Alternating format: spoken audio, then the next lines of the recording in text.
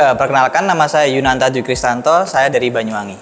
Saya Yusuf Firmansyah, saya asal dari Mojokerto.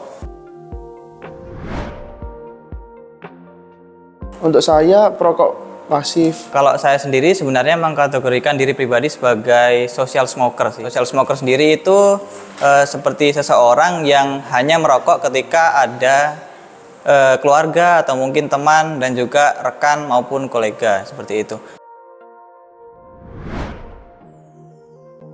Yang paling utama dari lingkungan sih. Biasanya dari lingkungan. Karena mungkin temannya, teman kampusnya atau teman sekolahnya itu merokok, jadi dia ikut merokok juga.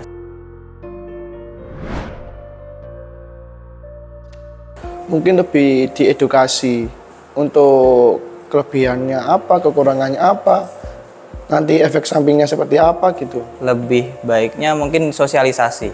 Mulai dari orang tua, mendidik anaknya, mengarahkan anaknya untuk bahaya dampak dari rokok itu sendiri. Lalu dari pemerintah atau mungkin dosen bisa membuat sebuah sosialisasi kepada masyarakat terkait dampak buruk bagi para perokok pada kesehatan dan juga lingkungan sekitar, seperti itu.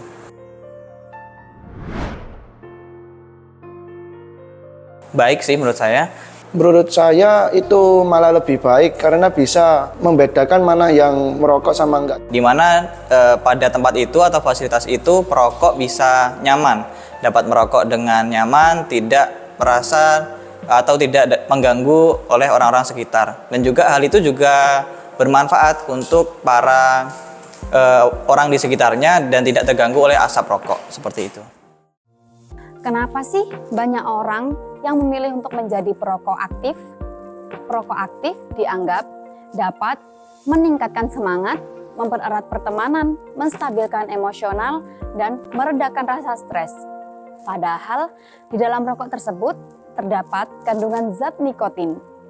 Kandungan zat nikotin adalah zat yang bisa menembus darah di dalam otak yang mengakibatkan otak menjadi terstimulasi atau terangsang untuk meredakan suatu hormon nikmat yang ada pada dalam tubuh.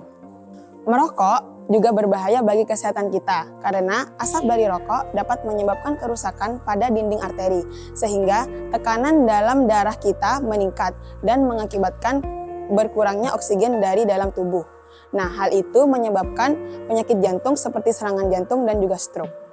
Yang kedua, penyakit pernapasan kronis. Merokok dapat merusak saluran pernapasan dan jaringan paru-paru yang menyebabkan penyakit seperti bronkitis kronis dan emfisemi yang merupakan bagian dari penyakit paru obstruktif kronis. Orang yang tidak merokok tetapi terpapar asap rokok atau yang biasa kita sebut dengan perokok pasif beresiko mengalami penyakit yang sama seperti perokok aktif, seperti penyakit jantung, kanker paru-paru, dan juga gangguan pernafasan lainnya. Merokok pada wanita meningkatkan risiko kanker leher rahim dan komplikasi kehamilan seperti keguguran, kelahiran prematur, dan berat badan bayi rendah.